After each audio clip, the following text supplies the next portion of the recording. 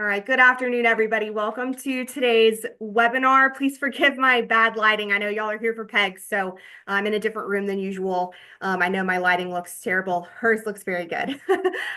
Just gonna take a moment to go over a couple of things for anyone who might be new. If you've not attended any of our webinars before, welcome. We're glad to have you. Welcome back to everyone else.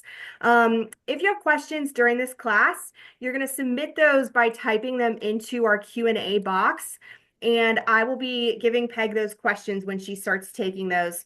I'm opening up our chat right now. If you have any other issues, you are welcome to send me a chat, and I will do my best to assist you with any tech issues that you may have. Just as a final note, we are recording this webinar today. It will be available on our YouTube channel. Generally, it takes about 24 hours, and we'll be following up with an email after the class. Since this is one of Peg's classes, I will do my best to type the names and spellings of the plants that she's mentioning during the class. Sometimes I have to confirm those spellings and sometimes they're wrong, but I will do my best and we'll follow up with an accurate list tomorrow. Just so y'all have those, just know that resource will be coming your way. All right, for those of you who don't know Peg, Peg has been an instructor with us for many years and has been at Merrifield for many years. She's one of our most knowledgeable team members. And today I am excited to hear from her on bulbs. I was telling her I love the bulbs because there's always so many things to choose from. Peg, I'm going to let you get started. Okay, thank you very much, Sally. And I'm very excited because this is the first time in our new room, new setting for this, and it is evolving. But yes, it's very exciting. We'll see how it goes. It's a little more contained space. And I'm equally excited because there is some sunshine outside. It's a little warmer, although it's a little windy, and color is coming in. The trees are rolling in, the shrubs are rolling in, and the pansies and violas and all of those blooming plants that will take some cold weather. Now, these have had some greenhouse treatment. That's why they're so beautiful and in bloom, but they will be fine unless it gets, and it could, we're still in March, get down into the 20s. And if you plant these, which I'm going to plant some of these, I will cover them. And I didn't bring the frost cloth up, but it's a very lightweight material that the sunshine goes through and the water goes through, and you can cover them and leave them covered should the weather take a turn for the worst. But I love violas. That's the smaller flowers, but they're more abundant and they will cascade over and be absolutely beautiful for a long period of time, actually, until it gets to be quite warm weather. I'm going to plant mine where I can see them easily out on my deck now and away from the deer, please, because they will eat them unless you spray with Bobex. And I'm going to plant them there in separate pots so that I won't have to take them out when I am ready to put in my summer annual. I'll just swap out the pots. And I enjoy doing it that way because then I can put these perhaps in a secondary position and enjoy the summer ones. But that isn't what we're talking about today. Primarily, it's not what our focus is. Our focus is on bulbs. And we have so many bare root bulbs now at all three locations. I just came by even the Merrifield location yesterday, and they're loaded with these beautiful things also. And we're going to start with dahlias. Dahlias were extremely popular a number of years ago, particularly in the Victorian gardens, then popularity after that. But now they have really come back into popularity, and there are so many different sizes and colors. I just brought a few up, and there's many, many of them. But look at that beautiful bicolor. And I love the depth of color in the center of this, the contrast.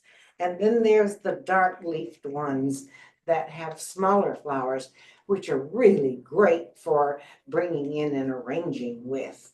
And then Here's a beautiful, beautiful yellow one.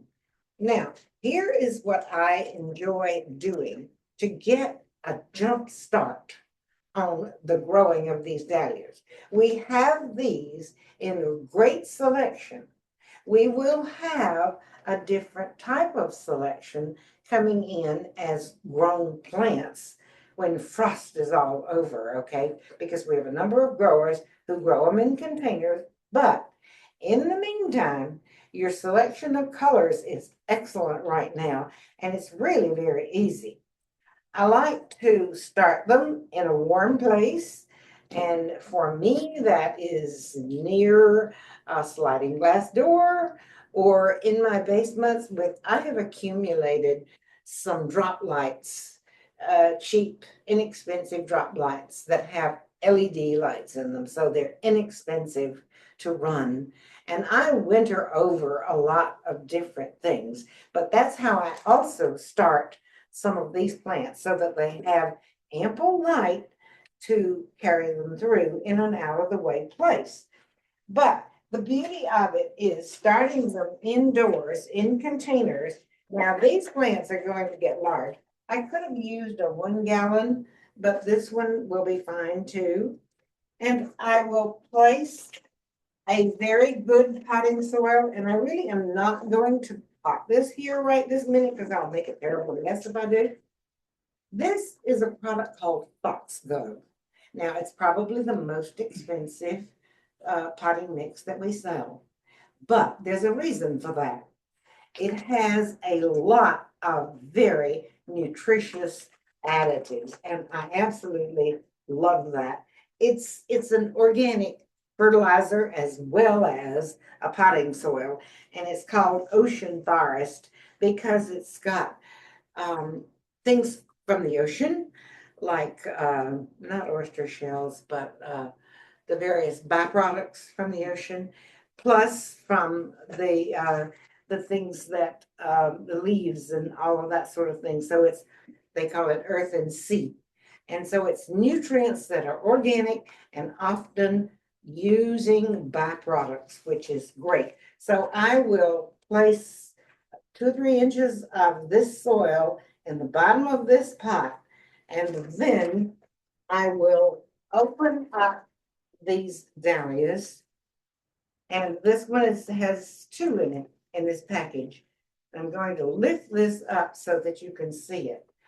You don't want to disturb this because the eyes in this are what is important. And I'm not going to try to divide it. Once you have it in your garden and you dig it in the fall to bring it in and store it, you can cut it as long as you're careful to be sure you leave eyes, otherwise it won't work. But I'm going to plant this just as it is. And these little roots go down. This is the crown right here. And so I will fill this pot with enough soil that it is actually about here. So it's more than a couple of inches. And then I will fill in around that with the potting soil. I will moisten it nicely. I won't keep it sopping wet, but I will keep it slightly moist. And it will shoot up those little shoots. It does need light to grow, okay? And you cannot plant it either in a container or in the ground until frost is over, okay? So don't get in a big hurry to move it outside. All right, we're gonna take these away. And I think we can bring up the first picture, okay? This is one that I grew in the garden. This is one of the Bishop series, and it's, sorry about that. It's the small flowered one that I love to harvest. Now, looking at this picture, you need to deadhead through the season, and the dahlias will bloom all summer long, going into even the cool season of fall. Not heavy frost, but the cool season. But you need to deadhead, and you need to look carefully because sometimes it's difficult to distinguish what is a spent bloom and what is a new bud. So look at that carefully, and rather just taking the head off, take the head and the stem, because your plant will look much, much better if you do that. Now, the next one that we're going to talk about is the colocasia or alocasia. Let's bring that next picture up. These are the fancy elephant ears, okay? The old-fashioned elephant ear, which I have one up here and I'll show you, is very different than these newer ones that have come onto the market in the last several years. And every year they seem to be coming out with some beautiful new ones. This has a very large leaf. And what you can't see in this picture is the back side of this leaf is quite dark and extremely attractive. I love to grow them in containers and in the ground because this one is so large. I like to use it in the ground. And this is in my wooded area. And so there's some competition in there from some oak and the Zelkovia, but they love part shade. They will take the afternoon sun, but in really extremely hot areas, they're not quite as pretty in the summertime. And so this gets really good light during a large portion of the day. And you can see there's a complete ground cover around of this that, by the way, really helps keep down the weeds. I have to weed a little bit before they all get established, but you can see that there's a lot of contrast of color going on in here. Ferns, which always do well in shady areas, and a carex or two. There's some coleus in there. There's the regular impatiens in there, and the contrast of the black mondo grass that also picks up the color of that colocasia. Okay, let's go to the next one, Danny. Now, here is a slightly different variety, again, very large because that is a very large container, and it is the focal point. This one we did here at our garden center a couple of years ago, and it has begonias for color in it. Now, this one is pretty much out in full sun there in at the garden center, and it took it quite well. And then the Tradescantia that trails down over that. So let's come back to me for just a moment, okay? Here we go. This one is Black Magic, so that is very, very dark and very different than the ones that I showed you. Now, in the picture that we'll do next, there is one which is a smaller leaf, but a very architectural leaf, and it's called teacups because there's a little cavity in here that will hold a little bit of water, and when it gets nice and full, it'll empty it out. So that's why it's called teacups. And then this one is mojito, and it is a variegated variety, which is also beautiful, beautiful in containers. Now, here again, just as easily as you can start the dahlias by potting them up, same thing, using the container, filling it with a good potting soil, and I love the Fox Farm. Now, I also love our Merrifield mix, and often, but it does not have the seed components in that, the lobster compost, etc. And so sometimes I'll mix the two together. But this is the bulb from this mojito, okay? And I would cut it up very similarly. I want to show you top and bottom of this. If I should have had my Joyce Chin up here. I can't believe, Danny, that I didn't bring Joyce Chin here. Okay. Determining top and bottom. This is the little root area, okay? Here is a root area. Then this is, no, not root. The stem will come up. Here, here, here, here, and here. So you're going to have numerous stems come up from this. And then the flatter area is the root area. And you want to put it deep enough in your container that you slightly cover the top of this soil. And again, in a warm place, water it well. Don't let it go completely dry, but don't keep it sopping wet either, okay? And it will grow just beautifully. These are the ones, they're all called elephant ears, but they're slightly different. The old-fashioned one, the old-fashioned elephant ear is like this. And you can see sort of a flattish bottom here. And then this is where the shoots all come out on the side. This particular old-fashioned variety in the fall, just after the first light frost, you can cut all of the top back, dig it and store it in a place that it won't freeze. You don't have to worry about taking care of it carefully.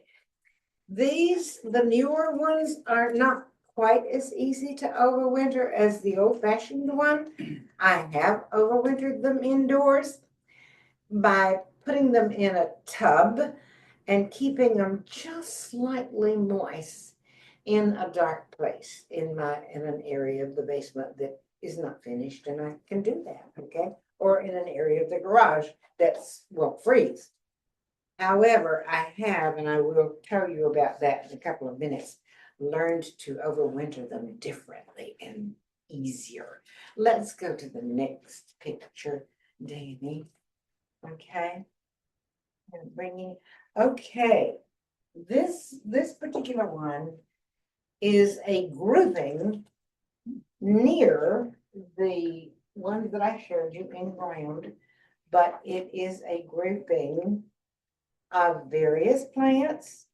In the background, the little greenish taller one is that elephant ear teacups. Just down from that is a broader leaf with somewhat yellowish tones, and that one is a caladium. And caladiums are absolutely wonderful for shade gardens. They'll take and love dappled light, all the morning sun. Don't terribly like the hottest afternoon sun, although if you keep them really moist, they'll tolerate more sun. Now, within that container, you've got a lot of contrast.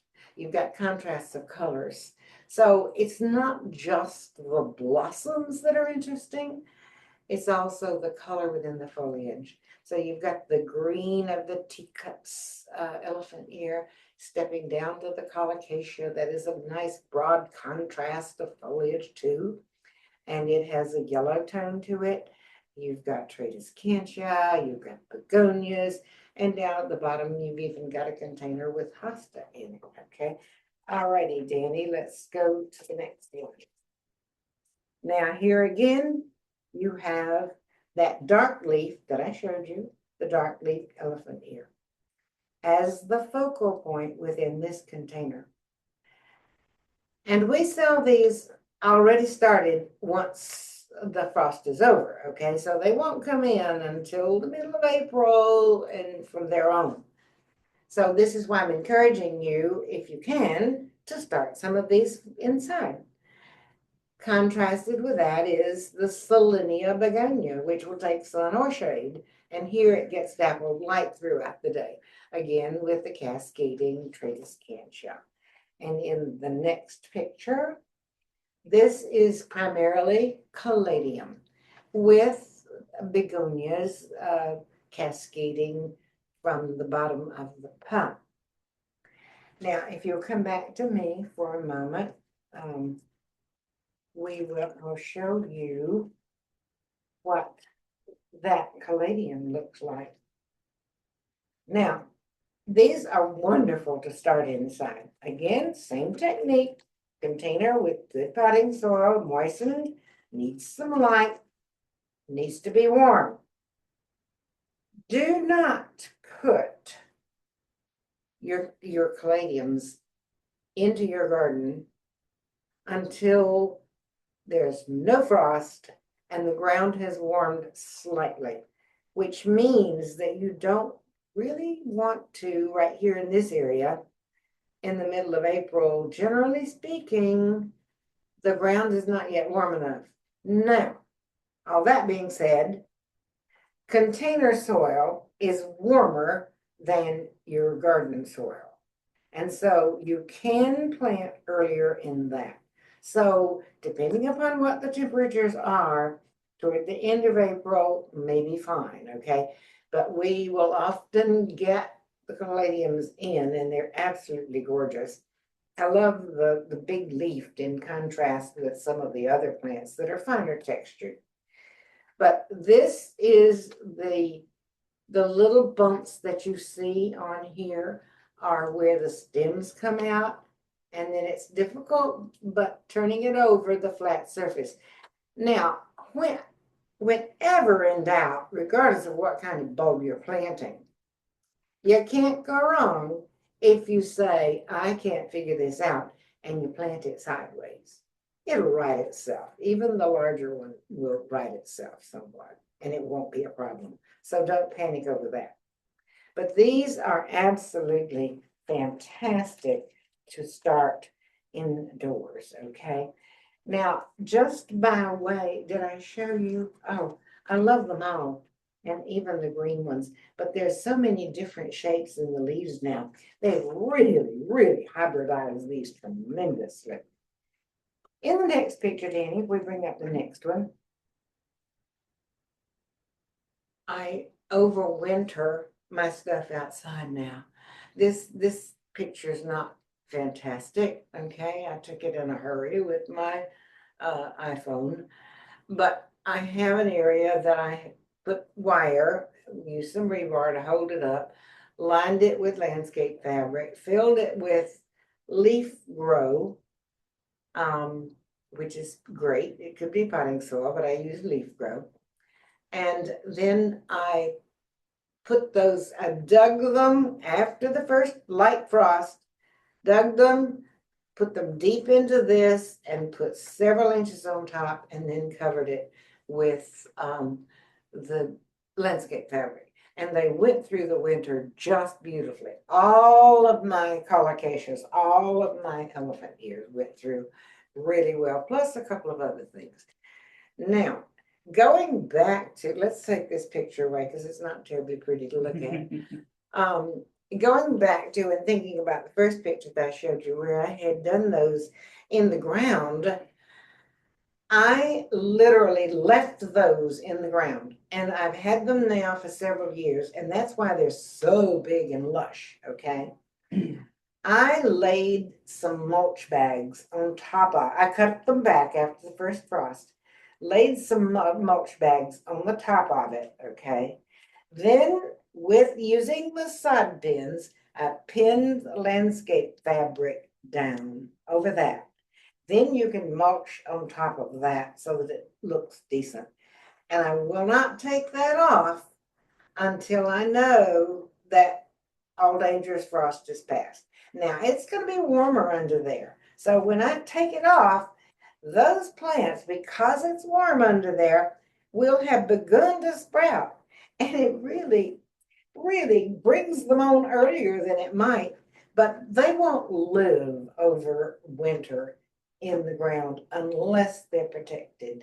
But I have discovered that if I'd use this method on several things, but particularly these, I can get them through the winter and not have to worry about bringing them in or finding a place for them inside or worrying about watering them. Now, I can't overwinter begonias. I can't overwinter my other types of things, my ferns that are not hardy outside.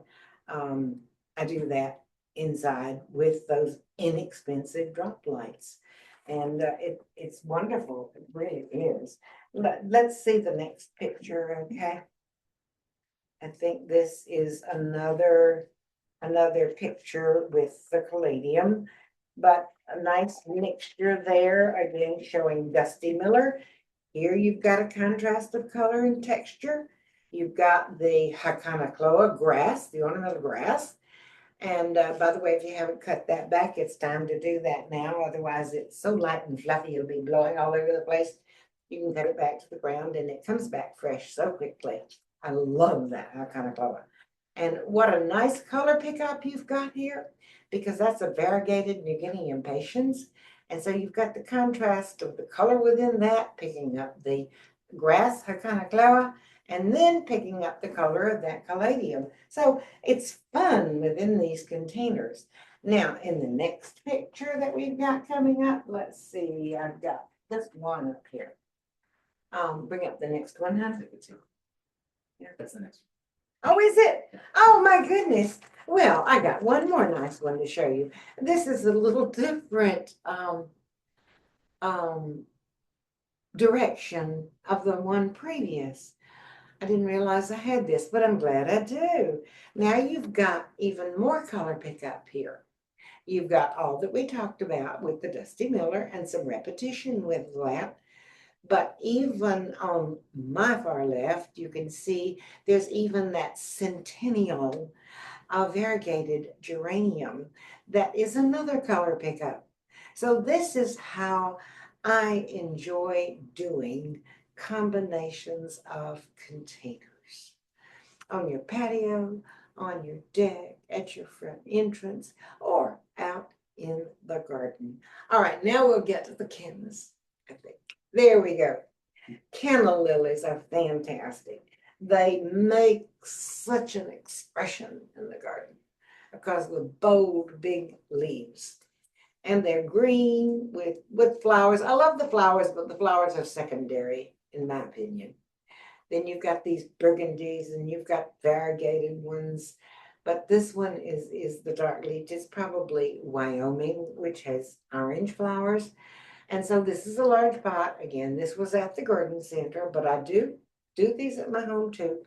And cascading out of that, because they're sun loving, they will take some shade, but they prefer sun, okay?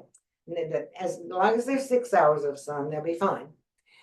Cascading out of that are various petunias. Okay, so come back to me for a minute, honey.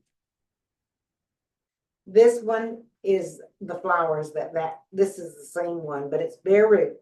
I'm not going to open it up, but you treat it in the same fashion that you did the others if you're going to start it indoors, which I definitely like to do. And you could even wait a week or two.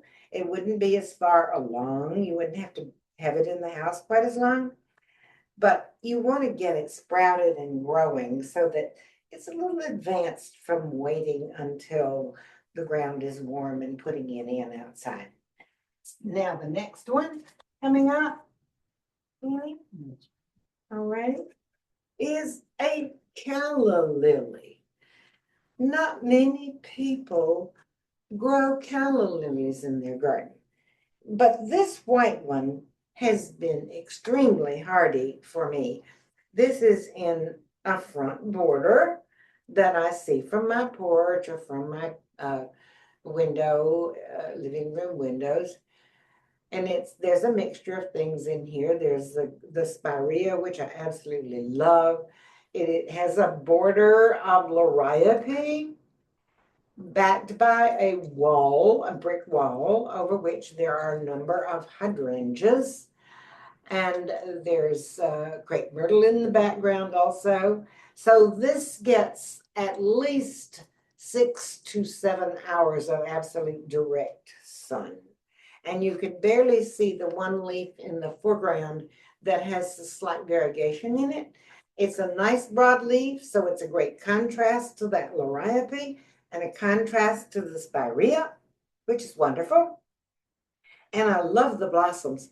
They stay for such a long time. But even when you don't have the blossoms, you have that beautiful, slightly variegated, a green broad leaf. And coming back to me, there's different varieties. This is a variegated one, but there are other colors too. Now, I have to confess to you that I have not tried these others. And I'm not sure that they're going to be as hardy in the ground to leave them in the ground as I have the white one. But they can be dug, dried out, and stored where they will not freeze. So they're worth the effort. Now, coming back to the next picture, Danny, I hope you can see. Yes, you can see this. I was strolling by one day and realized that the little tiny frogs enjoy the moisture within those. After a rain, they fill with moisture, and the little froggy was all nestled down into there. And I just thought that was so sweet. And then the next picture, Danny, please. Go back. Yeah, that's it. Okay. Lilies, hardy lilies. And there are many, many different varieties of these. And many of them are very fragrant. There are also different heights on these, okay?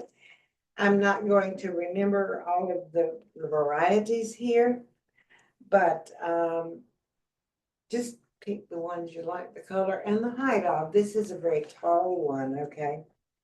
And the deer love them. So you'd have to, I have some contained in my vegetable garden that's fenced, so I don't have to worry about them. And this particular one is there. But in areas, if you have deer, you absolutely have to spray with Bob-X, which is a wonderful spray. Smells terrible at first, but the fragrance, the odor disappears within a few hours, so it's not a problem. And there are a couple of others on the market too. I pretty specifically use Bob-X, and it works for me. And in the next picture are tiger lilies. This one is in my front bed, and it comes up behind some of the plants that kind of hide the foliage, because the foliage of this is not as attractive. And if you should happen to cut them to bring them in for arranging, don't ever cut really long stems going down into the foliage very far, because that bulb for next year gets all of its nourishment from the foliage of that particular plant. And in the next picture, I was so satisfied with this particular one, and it is incredibly fragrant. And that one is Stargazer. I know that that's Stargazer because I have one up here just like it. Just love it, the fragrance. And this is near the roadway, so that all of my neighbors walking their dogs get to enjoy it. And the fragrance, you don't have to get down to the lily, it comes up to you. And you can see there's a lot of fun contrast for all of this around it also. As I said, it's a bed almost in the road, for pity's sake. And it's got the dark leaf of the grass there to contrast with it. And it's got a row of Hakanakaloa way behind it. So there's a lot going on in this little garden. Okay, come back to me for a minute. And here are some other varieties. This is the Stargazer. This is a beautiful double yellow. I've never grown that one. And another one. But there are so many more. Now, in the next picture coming up is a really fun one. Okay. And that is Gladiolia. This is a hardy one that someone gave me years ago. And it comes back faithfully every year, multiplies too. You can actually, when it's finished in the fall, dig and replant those, and you have more. And if you come back to me again, Danny, we do have some of these that are hardy. Now, we have a lot of varieties, and I didn't bring up the packages to show you the colors, because you know they are nice big spikes, which make a statement, really make a tremendous statement in the garden. Can be cut and brought in the house as cut flowers and long lasting. at that. Need to be deadheaded out in the garden a little bit to keep them looking tidy because they bloom going up the tremendously large plant usually. So they're absolutely beautiful. They can actually be planted in the ground. I'd say by the beginning of April, a light frost won't hurt them. And I have had most of those over winter in my garden so that I have not dug them. A lot of people do dig them and bring them in as you do a number of these other things. But you don't have to dig the tropical lilies either, okay? Those are hardy in the ground. I want to be sure I mentioned that.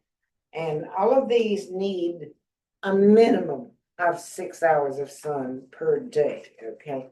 And going to the next picture, although this is not a true bulb, it's called a rhizome. It is a bulb-like plant, okay? And we often, when we talk about bulbs, talk about bearded iris also. The rhizome needs to be planted in an area that drains well, that gets a lot of sunshine, and the rhizome itself needs to show slightly above the soil. So this is not a plant that you plant deeply. Now, I have quite a few established ones in my garden, in areas that drain well, that get good sun. I need to go out now and clean them up really well. I need to take away any leaf debris around it and clean up any old foliage and destroy it. I'd never put it in my compost pile because there is such a thing as an iris borer, and you really don't want that to get in your flower. If you ever see a wet looking streak going down the stems, you know that that's an iris borer and you need to cut it away so that it doesn't get down into the stems. Ooh. Okay, we've kind of covered bulbs a good bit, but let's take this one away, honey.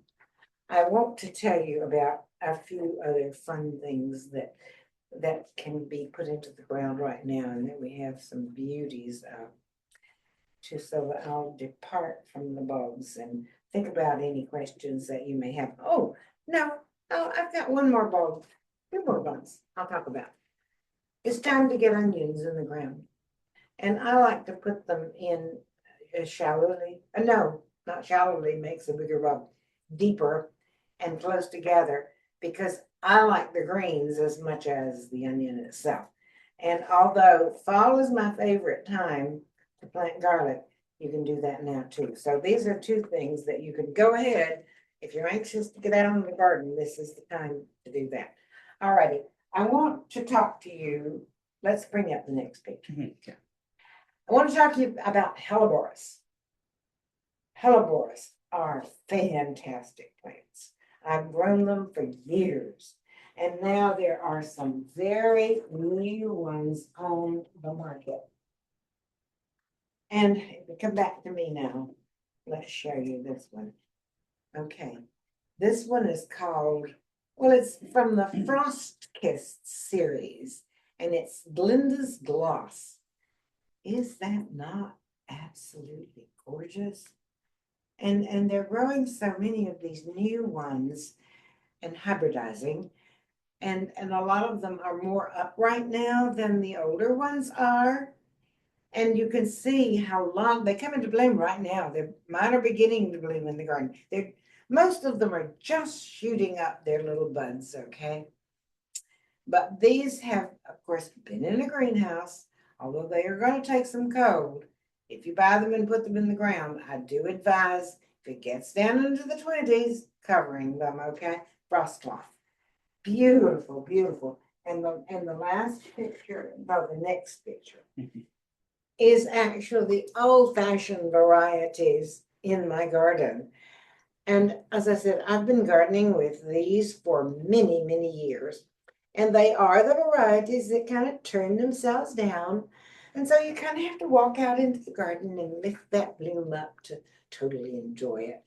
But you talk about a wonderful ground cover, this is it. Because there are very few weeds that will grow around these. Now, they are very promiscuous. They drop all kinds of little seeds around them, and you never know for sure what they're going to be. Now, you can remove most of those or not. I can't do it. I can't be bothered to get out there and do all that. So some survive, some don't. And when some come that I really, really like the bloom, I may move them or just let them continue to be a part of that ground cover. And with some of these newer varieties, although there's just a few that are not promiscuous, some of them are still. And when they cross, you never know what you're going to get. And I've had some wonderful, wonderful surprises. So we have a number of these in the garden center right now. I have to give you a little bit of a warning. They're not inexpensive, not these new varieties like the one I just showed you. Now, the older varieties are absolutely gorgeous. I frequently say I've never met a hellebores that I didn't like. It's beautiful. Okay, so let's talk briefly about fertilizers, and then we'll take some questions, Sally.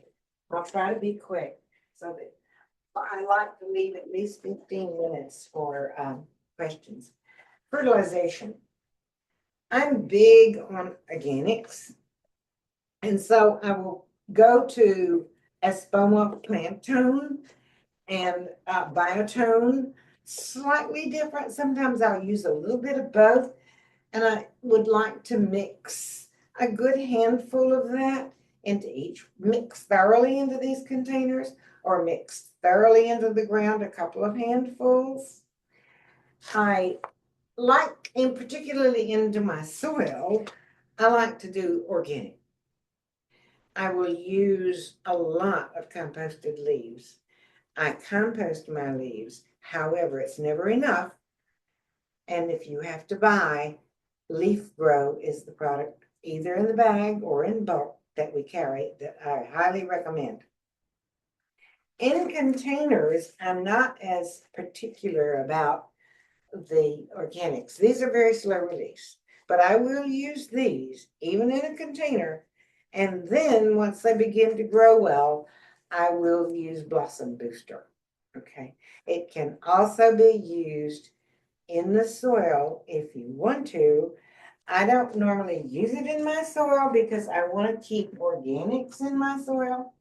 But there are a couple of liquid organics, and there's one specifically for tomatoes. A lot of them are fish oriented, different analysis in them. This one is called Tiger Bloom, all organic. This is a fish fertilizer, all organic. These are fertilizers that I have used and that I like. And it can either go all organic, or you can do a mix, or you can do totally inorganic. Okay. One last picture before we take questions, Sally. Bring up the last picture. Okay. Happy, happy, happy. We like to be in the garden. I'm so happy when I'm in the garden. I love it, and so I'm looking forward to that. And I may very well put some of these violas in. I have some already that I put in from last fall, but I want it to look particularly good for Easter because I'm very lucky that all of my family is there for Easter. And all of my grandchildren, yes, older grandchildren, still love to hunt Easter eggs. It gets very competitive. And so this is grape hyacinth coming up out of a small viola. And I am going to be putting these in probably on a warmer afternoon this weekend. Okay, so now Sally, we'll take some questions if you have them. Perfect. Everybody, please feel free to send in your questions now. We'll go through as many as we can until it's 1 o'clock, or until we get all the questions if that's before. Peg, the first question is actually about spring blooming bulbs, but given the weather, I want to go ahead and ask it. For people who have bulbs popping now, like their tulips, their daffodils, plants like that, if the weather's going to drop down to 30 degrees, do they need to be covered? Please do not cover them. Okay. They are going to be very hardy. And maybe I better knock on some wood because when gardening, never say never. It doesn't work, okay? I have not had any of mine destroyed by the cold, even if the blooms are up, okay? You'd have to have sub-zero, I think, for that to happen. And people who rush out and mulch, um, it doesn't really matter. Now, I have begun to mulch some already because I can't wait until spring breaks completely. I like to get those winter weeds out and get things mulched before they're growing too big, okay? And when I do that, it helps really to keep down the weeds because then the plants grow and cover it and shade it. And I don't have it. So no, don't worry about those bulbs. Okay, perfect. Next question is about dahlias. Yes. How can I keep my dahlias from flopping over when they're planted in the ground? I've tried staking and using tomato cages, but they still flop over and become ground cover. Whoa, we're using a tomato cage and it becomes ground cover. Well, we have here what we call peony hoops. They're round and they connect to a stake and they're different heights. I think that would work quite well. I have a lot of dahlias and peonies, and I use those for my peonies too. And those round hoops work quite well. Perfect. Okay, yeah. So those are the ones that are for the peonies. Yes. Those for okay. Uh-huh. Um, Next question. If I start elephant ears indoors, when can I place them outside? After danger of frost. Okay. And you'd like to wait a little bit until the ground is warmed slightly.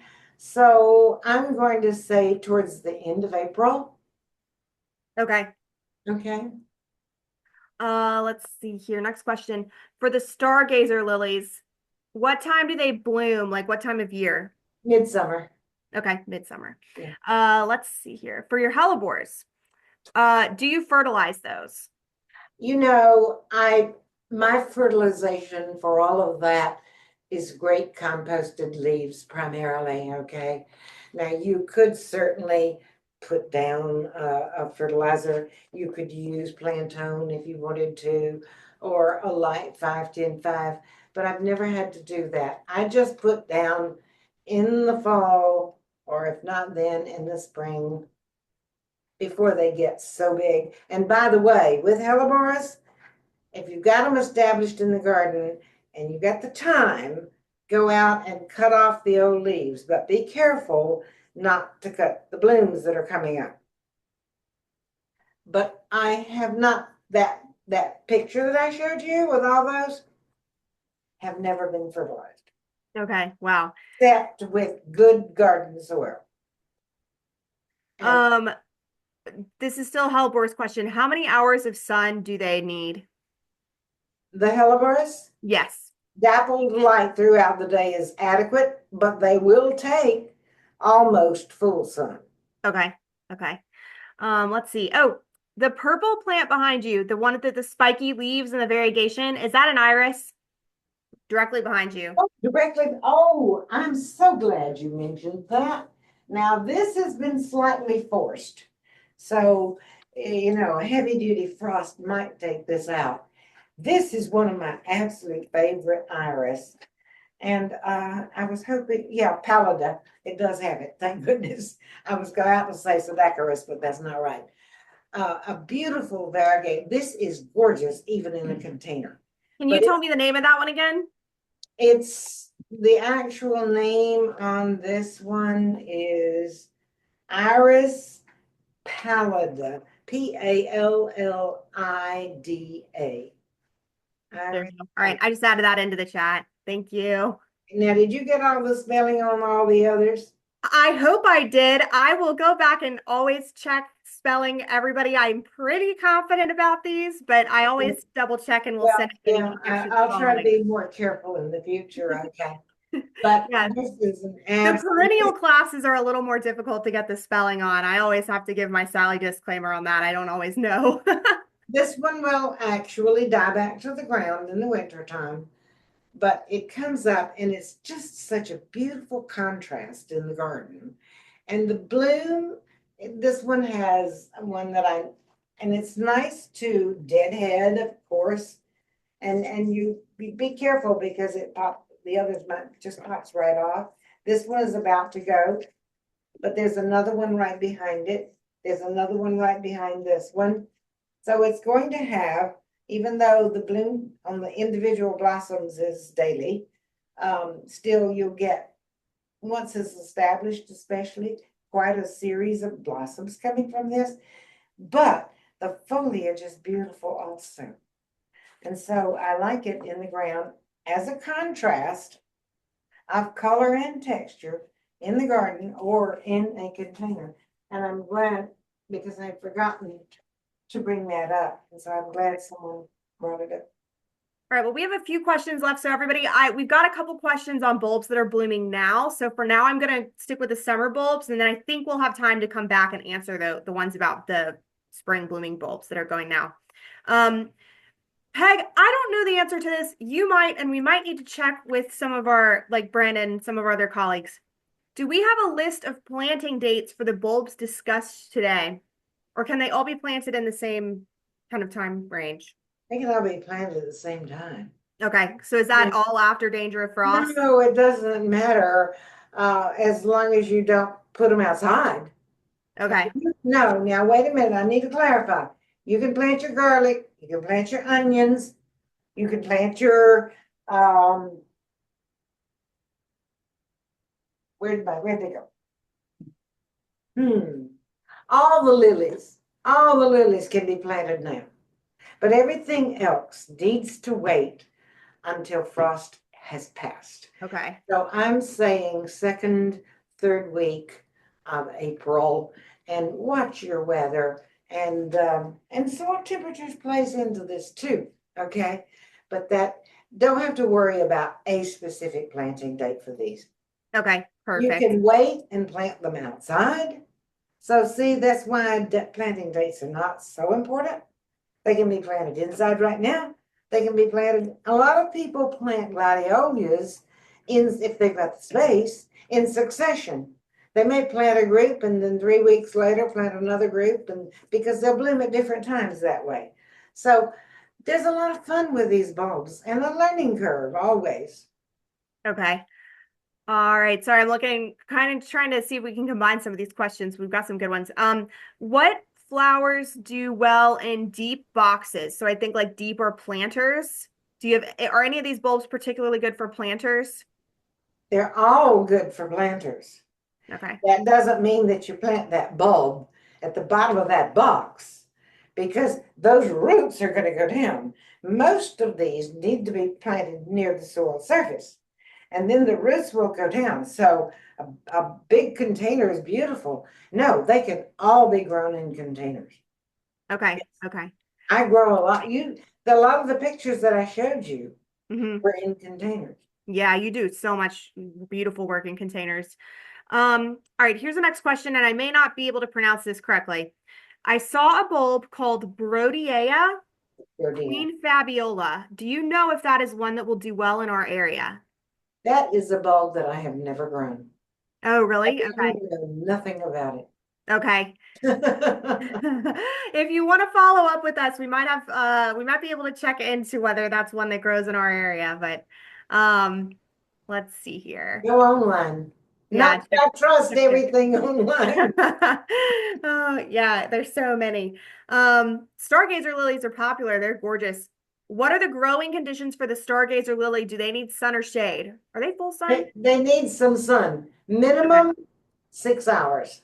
Okay, so full. Yes. All right. Next question. When should you fertilize the iris? Iris, there here again, if you've got good soil, that's fantastic. And you can fertilize in early spring. You can fertilize lightly in the summer, lightly in the fall. And what do you use? I love to use plantain. Okay. All right. Now we have a couple more questions. These are about bulbs that are blooming in this time frame. So spring, they were planted in the fall. Okay. Should you fertilize bulbs like crocus and tulips now? A lot of people really are intent upon fertilizing in the fall, and that's fine, okay? Because if you use bulb tone, which is a blend, I'm not big on blood meal, okay? I like bulb tone because it's almost identical to plant tone. And I keep big bags of this and use it for everything. But the very best time to fertilize bulbs is just as that foliage is coming up out of the ground. And if it's a crocus or any of the others that are already coming into bloom, now is a great time to do that. Just scratch lightly into the soil, some plantain or bulb tone, and that will nourish that bulb because now that foliage is growing, and that's when it's going to really use that fertilizer, okay? So absolutely, this is the time to do it, okay? Okay. All right. This is our last question. If anybody has any more, submit them now so we catch it. Okay, so this person's from upstate New York, but loves shopping at our stores when visiting their son. Yeah, that's nice. I get deer eating my tulips when I plant new ones this is a common issue here too. When in the fall I put a granular form of repellents, but what else is there? I also have problems with moles and voles. So what do you recommend for critters? And you have my sympathy. I know. No, the critters are an even bigger problem for these things than, and there are a lot of people that say, oh, we plant them in with a certain type of wire or whatever, but that doesn't really work because the voles will go over that dude and down into the soil. So it's very hard. You have to try to control the voles, and I'm not going to tell you how to do that. Sometimes there's different chemical things that you can use to do that that's specific for voles. So I'm going to ask you to talk to somebody at a nursery about that. Okay, I know that there are a lot of moles and voles, and they're in different places. Okay, I have a fox that takes care of those for me. I've watched them actually go after because the voles love to be in the woodland in the shaded area, and the better the soil and all that leaf mulch that I use, they love that. Okay, but I have very few now because I also have two healthy fox, and they go after them and seem to take care of those. As far as the deer is concerned, they absolutely love tulips. They love my iris. They love a lot of the plants that I love. And I use a product called Bobex. It isn't washed off easily. So rains don't normally bother unless you've got a real deluge lately. We haven't had that, thank God. Needs to be applied frequently when there's new growth, and that's springtime. So I'm going to say spray it well and then spray it again in 2 or 3 weeks for the new growth, and then in another 2 or 3. In the summertime, when things are not growing rapidly, once a month is fine. Okay. Other than that, I have begun to net some areas because I'm just desperate. I'm not a Bambi lover, okay? We moved into our place, there were no deer. But now we have given them we are sanctuary gardens, okay? They have no enemies and they're reproducing rapidly. And soon they're going to reach the point where that rapid reproduction is not going to be healthy for them. So there's a lot of things to think about with that. I know that they do have, and you may not like the idea, and I apologize for even mentioning it, but they do have health shoots in certain places where it's safe and they can help keep the population to a healthy level. But Bobex is my go-to thing. I'm trying to think of the name of the other product that others say is very good. And some people alternate between the products, okay? But it doesn't smell good. You know, be sure you're going to take a shower after you do it. But it's the only thing that works for me. Okay. And I'll add for anybody who has issues with deer, we have a whole class on deer. They're Deer online and recorded, and you're somewhere, always welcome to email me and ask for that link and I can send it to you. yeah, somewhere. Okay, we're at 1 o'clock.